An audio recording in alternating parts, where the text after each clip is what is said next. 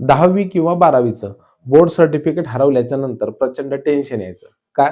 शाळेमध्ये जा, कॉलेजला जा, सही घ्या, शिक्का घ्या, बोर्डामध्ये जा. तिथं फॉर्म सबमिट करा, पैसे भरा. नंतर 8 दिवसांनी पुन्हा जा. तयार झालं तर ठीक, नाही तर अडचण. विद्यार्थी मित्रांनो, ह्या सगळ्या झंझटीपासून आता तुम्हा सर्वांना मुक्ती मिळणार आहे. कारण की वर जी तुम्हाला वेबसाईट दिसत आहे, त्या वेबसाईटवरती जाऊन तुम्ही ऑनलाईन पद्धतीनं तुमची डुप्लिकेट मार्कशीट किंवा बोर्ड सर्टिफिकेट सहज मिळवू शकता. ओरिजिनल बोर्ड सर्टिफिकेट सुद्धा याच वेबसाईटवरती जाऊन तुम्ही मिळवू शकता. 1990 नंतरच्या सगळ्या विद्यार्थ्यांचं जे प्रमाणपत्र आहेत, मार्कशीट आहेत, ह्या वेबसाईटवरती अपलोड करण्यात आलेले आहेत. तुम्हाला काय करायचं आहे, ऑनलाईन पद्धतीने फॉर्म भरायचा आहे. यासाठी तुम्हाला तुमचं स्वतःचं आधार कार्ड खूप आवश्यक आहे.